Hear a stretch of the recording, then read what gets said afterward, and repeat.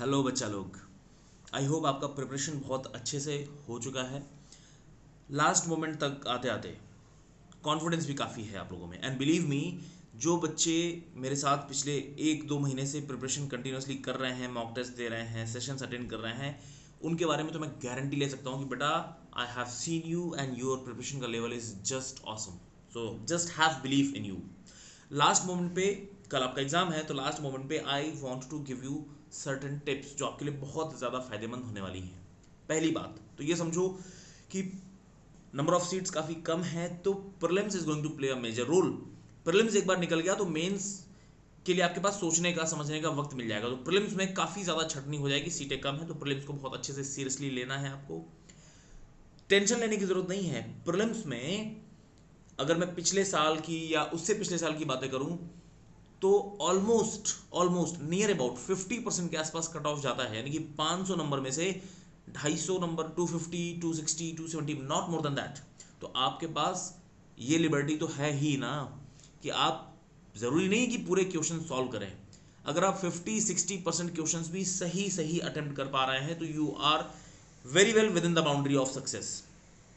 ठीक है, तो कुछ क्वेश्चंस नहीं आते, डरने की जरूरत नहीं है। आपको पूरे क्वेश्चंस अटेम्प्ट करने ही नहीं है।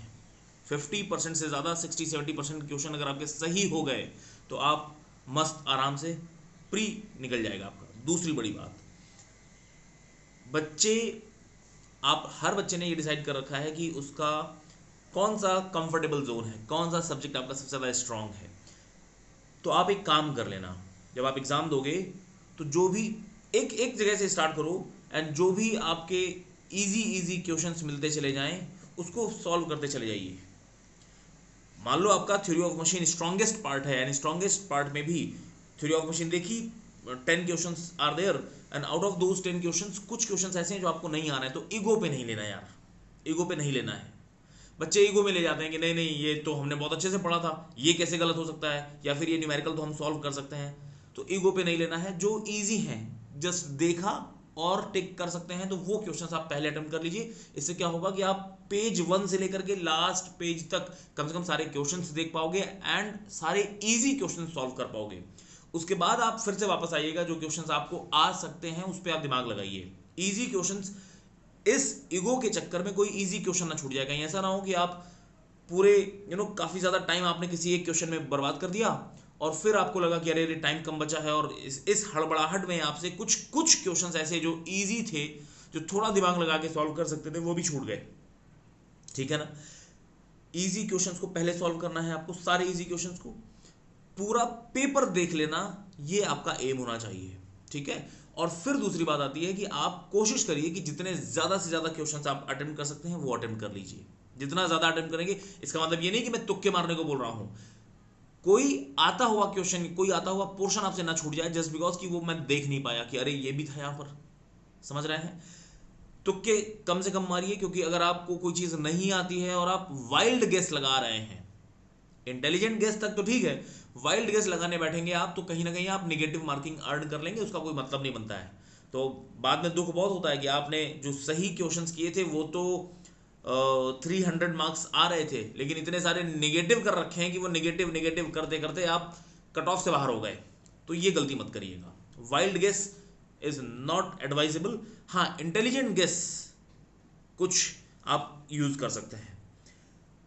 लास्ट एक और एडवाइस कि बेटा आज का जो दिन है, ये जो आईएएस का एग्ज़ाम है, गेट का एग्ज़ाम होता है, ये कोई ऐसे एग्ज़ाम नहीं है कि आप लास्ट दिन फाइट करके कुछ नया कर लोगे। वहाँ पर आपने पूरे साल जो मेहनत कर रखी है, और मुझे पता है बहुत अच्छे से कर रखी है आपने, भरोसा रखिए अपने ऊपर। लास्ट का ये जो दिन है, कोई हड़बड़ाहट वाला सीन मत क्रिएट करिए कि अरे ये भी पढ़ लूँ, वो भी पढ़ लूँ, ऐसा कर लूँ, ऐसा कर लूँ। आपने जो भी पढ़ा है वो आपके दिमाग में चुपचाप कहीं पर बैठा हुआ है, यकीन रखिए उसके ऊपर। हो सकता है कि अभी जब आप सोचने की कोशिश करें तो वो फॉर्मूला तुरंत रिकॉल नहीं कर पा रहे हो, क्योंकि दिमाग में टेंशन थोड़ी सी ज़्यादा होती है ना। आप जब एग्जामिनेशन हॉल में पहुंचेंगे तो आप जैसे जैसे क्वेश्चंस आपके सामने आते जाएंगे, आपको कुछ ना कुछ चीज़ें याद आती रहेंगी, एक एक करके चीज़ें याद आती जाएंगी। अरे यार यहाँ पे तो टीचर ने ये डायलॉग बोला था, अरे यार यहाँ पर टीचर ने तो ये मजाक किया था, मुझे पता है इसका आंसर ये होता है। चीज़ें एक एक करके उस 3 घंटे में आपके पास आती जाएंगी, प्रोवाइडेड कंडीशन ये है कि आपको अपना दिमाग बहुत खुश और हेल्दी रखना है कल के दिन। सो आज का दिन, आज की रात डिस्टर्ब नहीं करनी है, हड़बड़ाहट में नहीं आना है कि मैं ये भी पढ़ लूँ ये भी पढ़ लूँ, और करते करते करते करते पूरी रात में 1 बजा दिया 2 बजा दिया, नहीं करना है। चिल मारो आराम से। हर बच्चे ने सोच रखा होगा, शॉर्ट नोट्स बना रखे होंगे, कहीं लिख रखा होगा या दिमाग में बैठा रखा होगा कि लास्ट के दिन, लास्ट मोमेंट पे मुझे ये चीज़ें रिवाइज करनी है, ये फॉर्मुलेज रिवाइज करने हैं। तो बस उन्हीं चीज़ों को देखते रहिए। अब वो टाइम नहीं है कि आप जो है और हाव हाव करें। हमारी लैंग्वेज में बोलते हैं हाव हाव करना, कि सर ये भी खा लूँ ये भी खा लूँ। ना जी ना, वो नहीं करना है। ठीक है। सो आज का दिन सिर्फ वो चीज़ें पढ़िए जो आपने सोच रखी हैं कि इसको मैं लास्ट मोमेंट पे रिवाइज करूंगा, ये फॉर्मूला मैं लास्ट मोमेंट पे रिवाइज करूंगा, ये मेटल्स का क्रिस्टल स्ट्रक्चर मैं लास्ट मोमेंट पे एक बार देख लूंगा। देख लीजिए, ऑब्जेक्टिव क्वेश्चंस हैं, वो आपको क्वेश्चन भी सामने होगा और आपको आंसर याद नहीं आ रहा है, कोई दिक्कत नहीं, आपके सामने ही आंसर भी लिखा हुआ है। तो वो क्वेश्चन और आंसर देख के दिमाग अपने आप बता देता है कि सुनो भाई ये ऑप्शन डी सही है। ठीक है ना। एंड सबसे बड़ी बात, कल जब आप लोग एग्जामिनेशन देने जाएंगे तो बेटा वहां पर पूरे दिन कल शुरुआत से लेकर के आखिरी तक कोई भी ऐसा सीन मत क्रिएट करिएगा जो हड़बड़ाहट को जनरेट करे। हड़बड़ाहट से मेरा मतलब है कि सर घर से लेट निकले, थोड़ा सा पता नहीं क्यों देर हो गई, बस लेट निकले तो अब रास्ते में बाइक भगा रहे हैं तो ट्रैफिक सिग्नल तोड़ दिया, पुलिस वाले ने रोक लिया, है ना। फिर वो एडमिट कार्ड लेना भूल गए, पेन लेना भूल गए, ये लेना, समझ रहे हैं।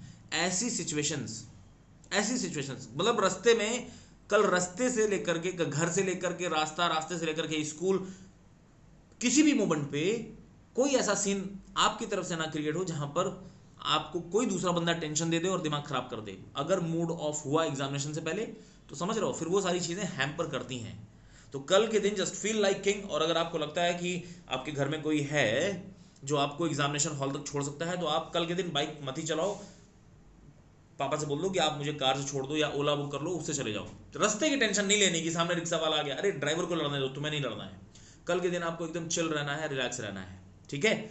और इस उम्मीद से जाइए, कोई युद्ध जीतने नहीं जा रहे हैं, इस उम्मीद से जाइए कि आप लोगों को कल अपनी जिंदगी का एक काफी खूबसूरत एक्सपीरियंस मिलने वाला है, बहुत अच्छा एक्सपीरियंस मिलने वाला है, जिसको आप ताउम्र लोगों के साथ शेयर करेंगे। अच्छा हुआ जीत गए तो बहुत अच्छी बात, बल्ले बल्ले। और अगर बाई एनी चांस नहीं जीते तो कुछ सीखने को मिलेगा, और ऐसी चीज सीखने को मिलेगी जिसको आप जिंदगी भर अपने बच्चों से, अपने स्टूडेंट से, अपने जूनियर से शेयर कर पाओगे कि देखो मैंने ये गलती की थी, ये आपको नहीं करनी है। तो just go for a beautiful experience tomorrow.